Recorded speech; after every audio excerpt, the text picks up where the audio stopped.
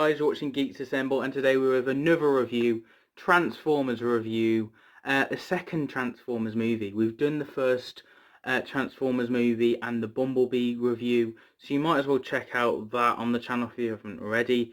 But now we're going to do a review of the second one.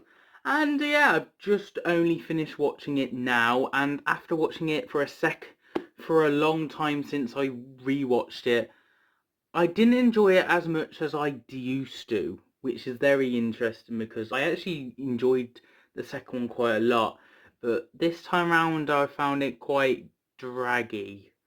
It dragged out, but I enjoyed it as well. There was moments where I enjoyed the human aspect of this film with Sam and Megan Fox. I thought they worked quite well, better than they did with the first film. And we had this other character from uni. Sam goes uni. We have that big deal with the mom and dad saying goodbye to Sam to go to big school with uni and all that jazz. And that's hilarious. And the scenes and the mom's going and losing it.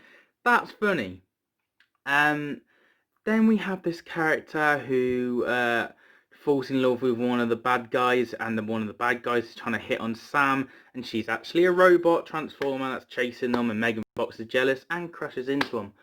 There's a whole debate about uni, or if Sam goes uni, this would be the end of Megan Fox and Sam's character. I'm calling her Megan Fox because I can't remember her real name in the film, and I don't really care, because this is her last one. I'm not a fan that Megan Fox is leaving after this film, but I don't know the exact reasons for her leaving, so why she's not in the third one. But I liked that I thought they worked well, and I don't think the third film with the new girl, I don't think she has much better chemistry in my eyes. But yeah, anyway, we also get Megan Fox having a little robot pet chihuahua in a little bag, basically, and he's one of the bad guys and then turns good at the end, which is lovely, and he's funny and he's comedic. This film's got some comedic value.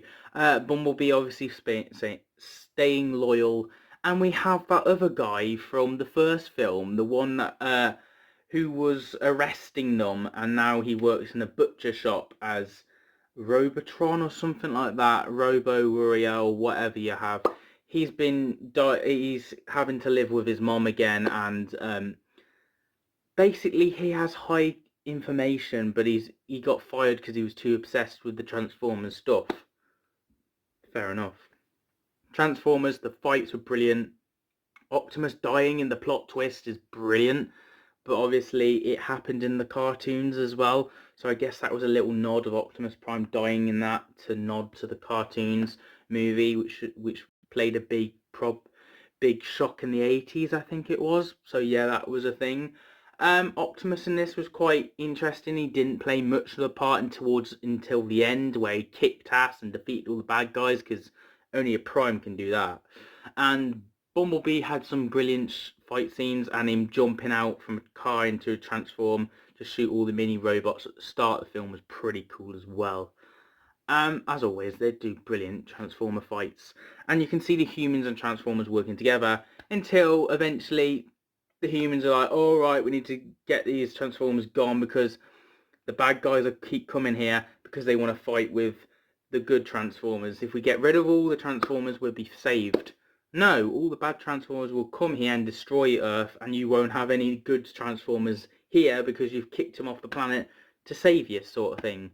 So there's that. But also, yeah, the Primes. So we got to see some of the Primes and them giving up their lives for this key thing that basically starts the machine to destroy everything, which they need to stop the bad guys getting this key. That eventually Sam gets, and it turns to dust, and then when he gets killed, I'm doing that with my hands because he kind of got killed, he kind of didn't, when you get that, and then the Primes tell him, well done, you always meant to do this, and then he sends back, and then he grabs the key and smashes it into Optimus to wake him up, and Optimus kicks ass, and that's the whole film really, to bring Optimus back to life. Yeah, it's alrighty. It's an alrighty. It's not the best. There's not much towards this story, but it's good. It's got comedic value. The person who was from uni, who joined them on this journey. There's only one scene where he was hilarious. I used to enjoy him, I think.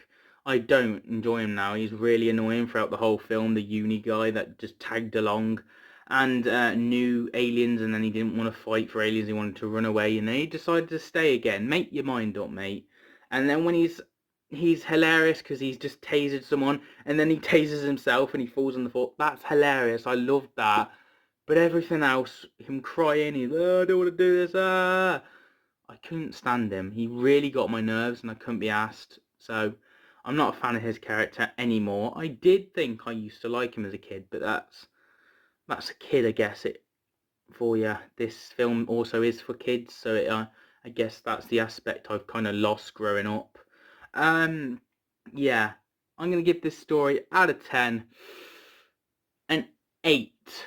Being generous, I think. An 8, yeah, I think because it gets worse later on, so the Transformer franchise, because I'm not a fan of when Sam leaves, we've got all these new characters who I'm not that particularly care about. So I guess this deserves an 8 because they probably won't get an 8 again. I haven't seen The Last Knight. That's the only one I haven't watched yet, which I will be watching very soon and reviewing on the channel. So there's more Transformers to come. If you want me to review more, stay tuned for that, and also check out my old reviews of the first film and the Bumblebee movie. But if you're not a fan of Transformers or me reviewing that, then stay tuned for James Bond, Merlin, Being Human, Star Wars, Doctor Who, and so on and so on. I review all sorts on the channel. This channel's for everyone, so you might as well subscribe because we're trying to get to the channel goal. And as always, I'll see you guys next time for another video. Hope you enjoyed this discussion / review on my thoughts on the second film.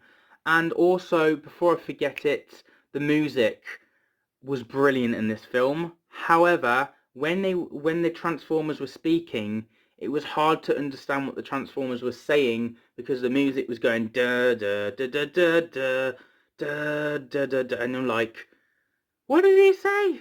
I've got the volume at 60. How can I not hear what Optimus is trying to say? And of course the film ends with Optimus saying, we are here and waiting, so if anyone wants to come and fight, we are ready, sort of speech. You know, he does the usual speech at the end of the movies, which I kind of like because it's kind of consistent in a way.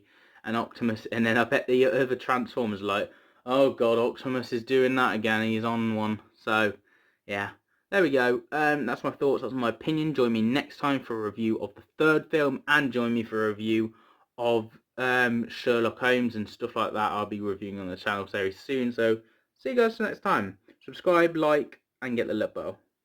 Have a good day.